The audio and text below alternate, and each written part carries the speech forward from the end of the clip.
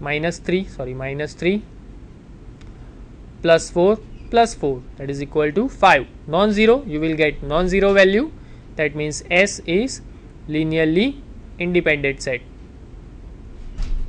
Now you can see in third example, what is the third example? S contains 4 vectors of R3. Okay, S contains 4 vectors of R3 and dimension of R3 is equal to 3. That means S contains more vectors of from the dimension. Okay, so S contains 4 vectors of R3. So using the previous theorem, you can see what is the statement. If S set S contain n plus 1 vectors of Rn, then S is linearly dependent. So you can directly say that this set is linearly dependent. Clearly S is linearly dependent set since S contains 4 vectors of R3. Okay, so let's see one more example which is very good. Here 3 vectors v1, v2 and v3, but 3 of the vectors are from R4. We have R4 vectors. Okay, v1, v2 and v3. That means number of vectors are less than the dimension of R4. Dimension of R4 is equal to 4, but we have only 3 vectors of R4. So in that case, we have to use, to check linearly independent or not, we have to use the definition, actual definition of linearly independent set.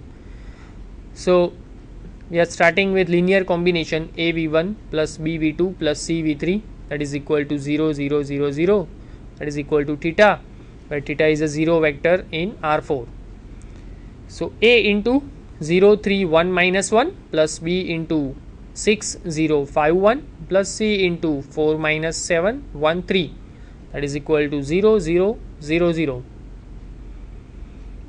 So from that equation we will get 6b plus 4c, that is equal to 0, 3a minus 7c is equal to 0, a plus 5b plus c is equal to 0, and minus a plus 5b plus c is equal to, minus a plus b plus 3c is equal to 0.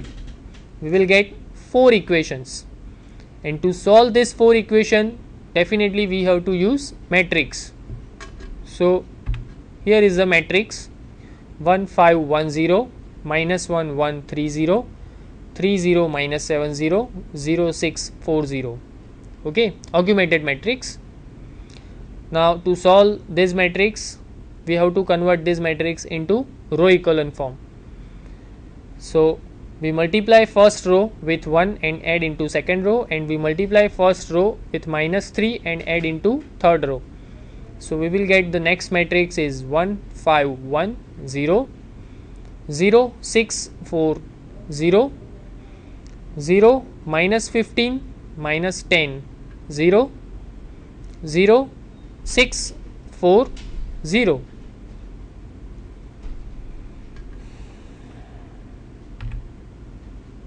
Now next process, we have to multiply third row with 1 by 5, okay, and second row we multiply second row with minus 1 and add into fourth row, right?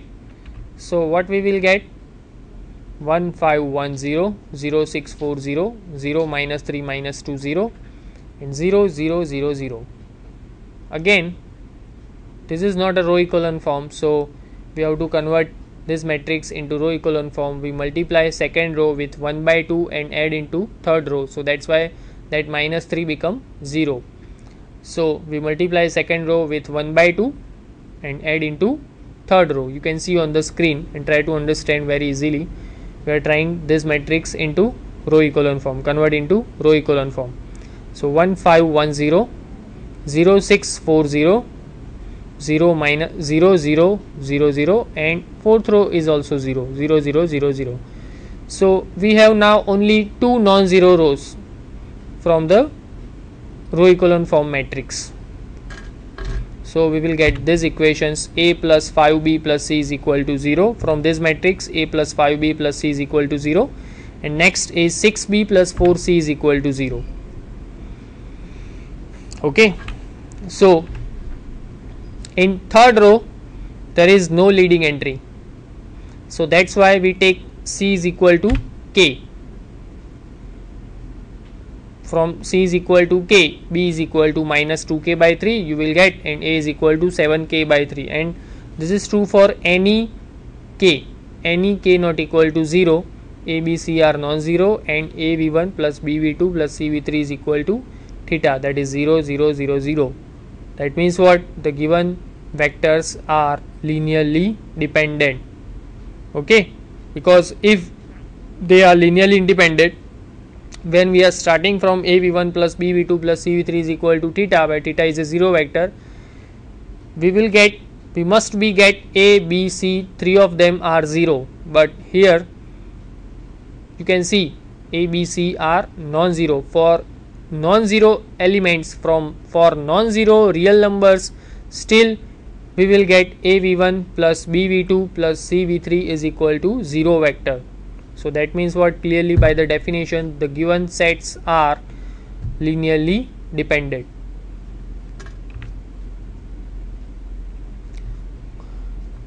Next is a basis of a vector space. Very important definition. Now we see what is linearly independent, that you know. What is span of a vectors, that also you know. So using that two topics to contain, we define another definition, that is a basis of a vector space. If V as V is any vector space and B is equal to V1 V2 up to Vn is a set of vectors in V, then B is called a basis for V if the following two conditions hold. First one is B is linearly independent, and second one is B spans V. If both of the conditions are satisfied, in that case you can say that a given set is a basis for the vector space V, otherwise not. If one of the condition is dropped, you cannot say that a given set is a basis for the vector space. Okay, so that you have to keep in mind. Again I repeat the definition. If V is any vector space and B is equal to V1 V2 up to Vn is a set of vectors in V, then B is called a basis for V if the following two conditions hold. First one is B is linearly independent, and second one is B spans V. Next definition is dimension. Now you know that what is the basis. So dimension, the definition of dimension: the dimension of a finite dimensional vector space V, denoted by with this notation dimension V in bracket V, is defined to be the number of vectors in a basis for V. Exactly the number of vectors in a basis for V. Okay, so that is clear that if V is a vector space and any basis B, B dash, B double dash, any basis of a vector space V, all of the bases have same number of elements. Okay, all of the bases have same number of elements. If B contains 3 vectors, then any other basis of vector space V that is also contains 3 vectors.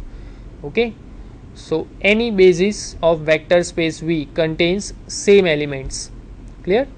So again I repeat the definition: the dimension of finite dimensional vector space V denoted by with this notation dim in bracket V, dimension of V is defined to be the number of vectors in a basis for V. Now we define the 0 vector space to have dimension 0. If any vector space which is a 0 vector space, we define that dimension of that 0 vector space is 0. Here we use some vector space, some well known vector space in your syllabus. So we already defined dimension of Rn, that is equal to n, dimension of Pn. Now what is Pn? The set of polynomial with n degree. Okay, Pn means the set of polynomial with n degree. So dimension of Pn is equal to n plus 1, and dimension of m cross n, that means dimension of set of all matrices with m cross n size. that is equal to m into n. Okay, dimension of set of all matrices m cross n, that is equal to m into n. So that you have to remember. Now next theorem, which is very important to solve some example, because to prove basis using the definition, you can see we have to check two conditions. First one is linearly independent and second one is span. That V should be, the given set should be linearly independent and the given set should be spans the given vector space. But using this theorem, we have to check only one condition. Okay, so that theorem is very useful to solve some example. What says this theorem? Let's see. If V is an dimensional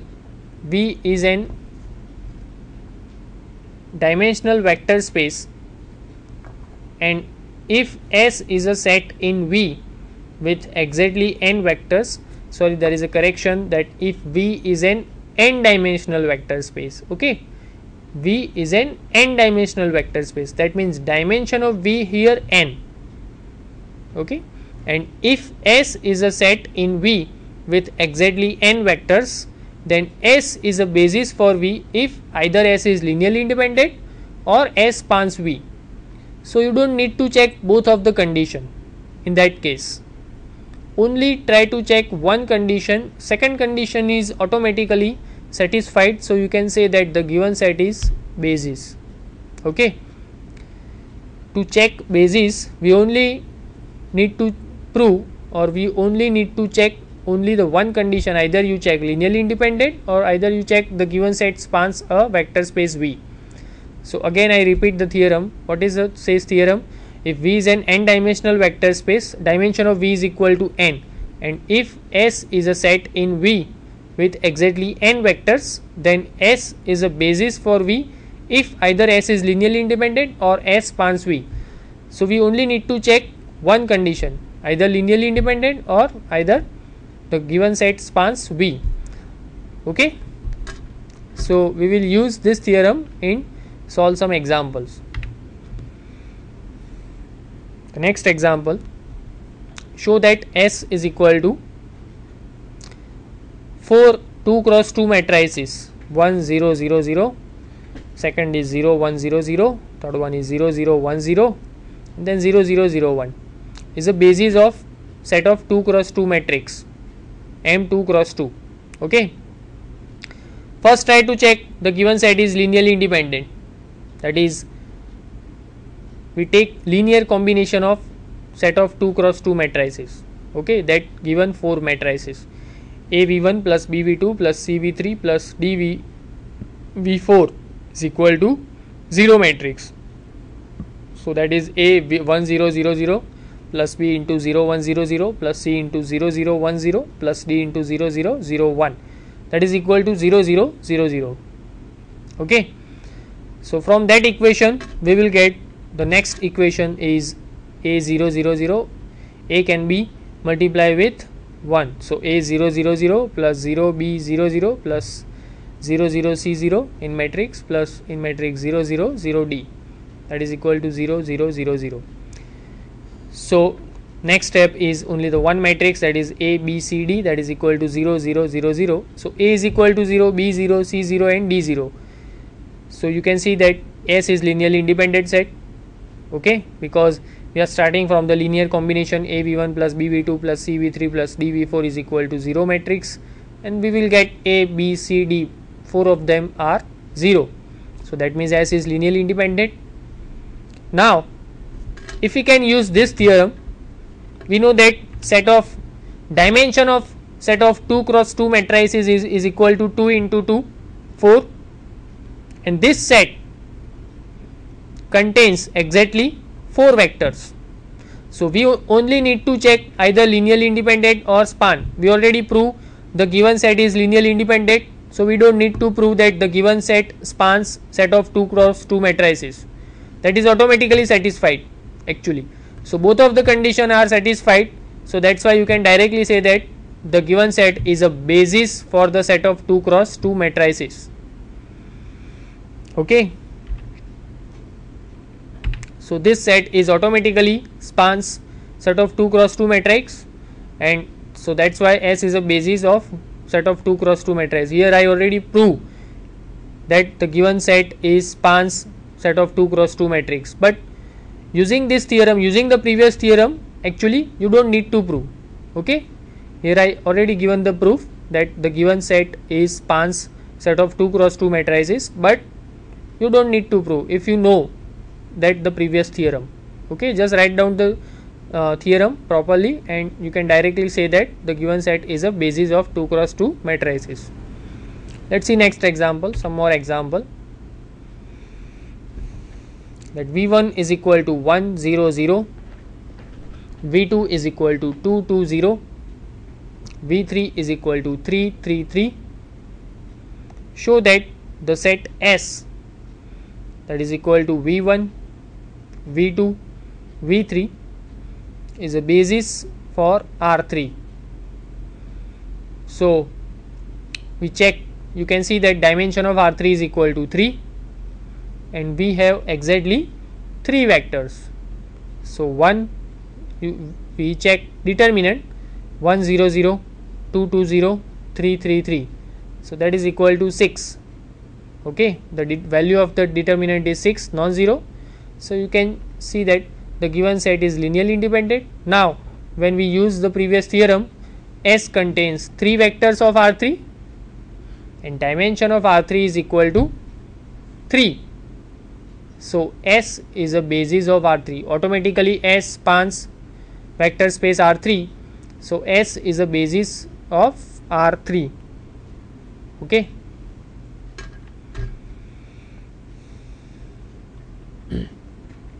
Let's check one more example. Show that the set S, that is equal to 4 matrices, 4 2 cross 2 matrices. First one is 1 2 1 minus 2, second one is 0 minus 1 0, third one is 0 2 3 1, fourth one is 0 0 minus 1 2, is a basis for set of 2 cross 2 matrices.